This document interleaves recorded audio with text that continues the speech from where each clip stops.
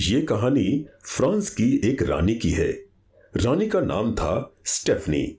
Stephanie अपने माँ बाप की इकलौती बेटी थी और उसका बचपन से ही बड़े लाड से पालन पोषण हुआ था। उसका विवाह किंग नेल्सन के साथ हुआ था।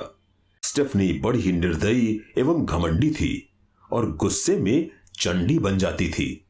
उसे अपना किया हुआ काम ही सही लगता था।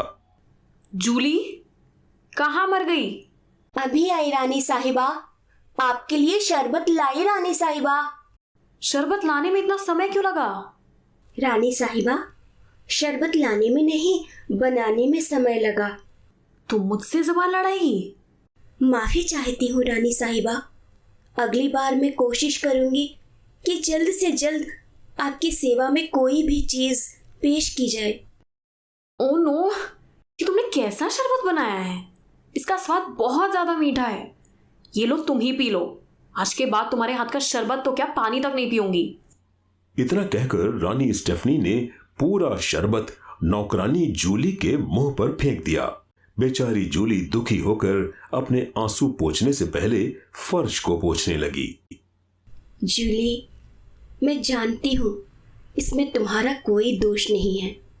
बड़े लोग हैं, हमारे अंदर हजारों कमियां दिखाते हैं। हम गरीब हर बार गर्दन झुकाते हैं। एक दिन रानी स्टेफनी रथ पर बैठकर अपनी दासियों और सिपाहियों के साथ सैर पर जा रही थी।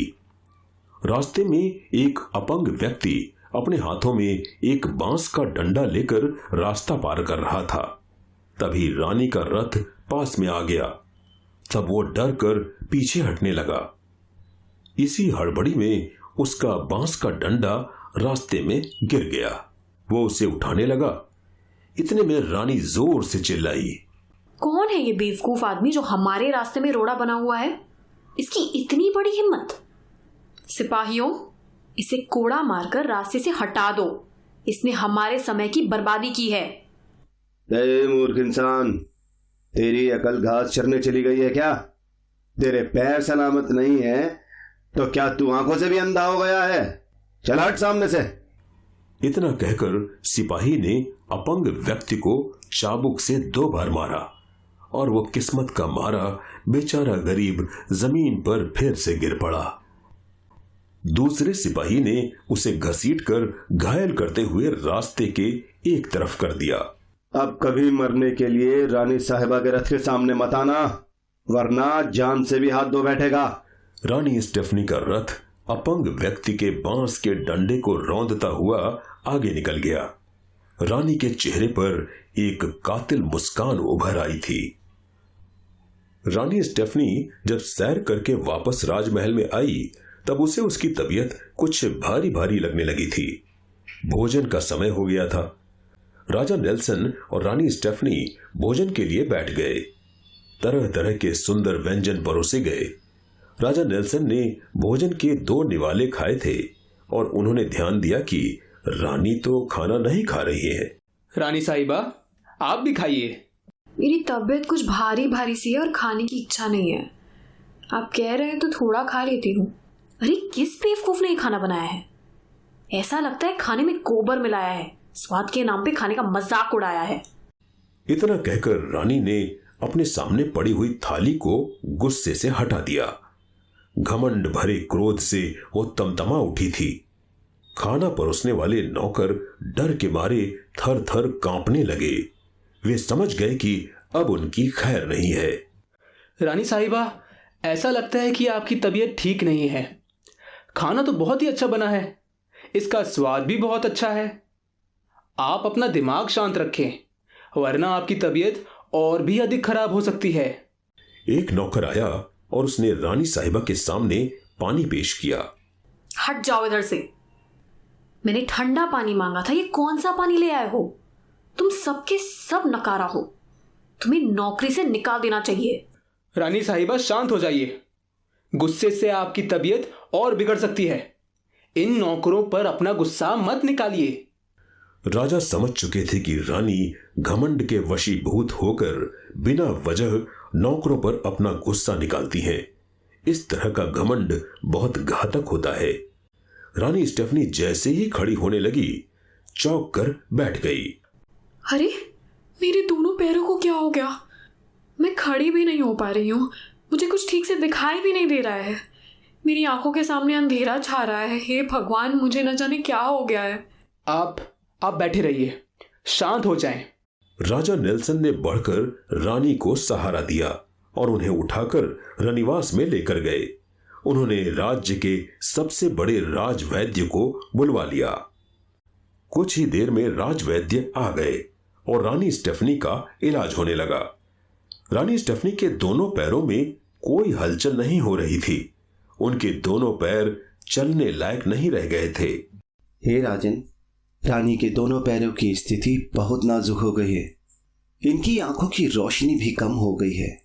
मेरी औषधि का इन पर कोई प्रभाव नहीं पड़ रहा है। इन्हें आप किसी महान पहुंचे हुए ज्ञानी पंडित को ही दिखाइए। राजा ने अपने मंत्री से कहकर एक पहुंचे हुए ज्ञानी पंडित महाराज को बुलवा भेजा। हे महाराज, आप तो त्रिकालदर्शी हैं।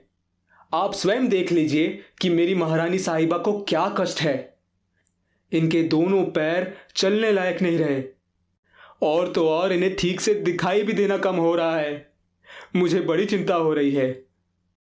हे राजन, इनके सारे कष्ट इनके ही कर्मों द्वारा उपजे हैं। घमंड, क्रोध, दुर्व्यवहार और कटुता के दुष्प्रभाव के कारण इनकी ये स्थिति हुई है।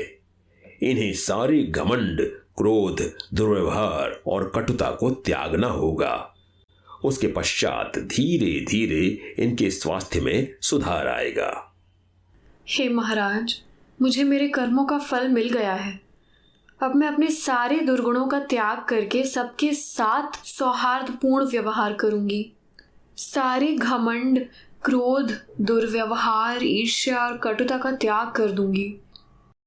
रानी के अंदर धीरे धीरे परिवर्तन का प्रभाव दिखाई देने लगा। वे स्वस्थ होने लगीं। उन्होंने अपने सारे नौकरों से क्षमा याचना की। उन्होंने उस अपंग व्यक्ति को भी बुलवाया, उससे भी क्षमा मांगी।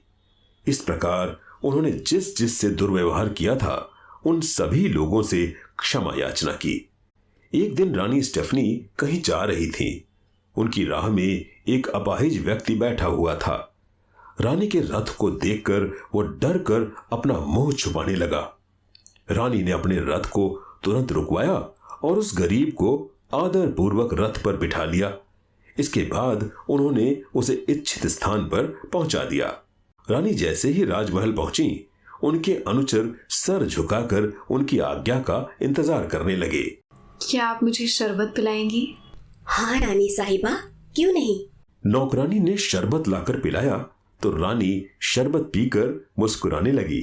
बहुत प्यारा और स्वादिष्ट शरबत बनाया है आपने। आप सभी लोगों की सेवा सदैव सराहनीय रहेगी।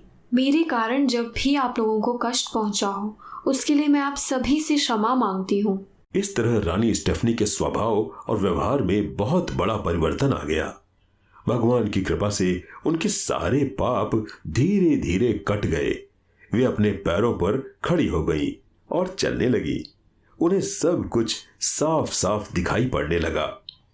इस तरह से रानी स्टेफनी ने अपने घमंड, कटुता, ईर्ष्या और दुर्व्यवहार का त्याग करने के बाद अपने आप को पूर्ण रूप से स्वस्थ, संतुष्ट और सुखी कर लिया।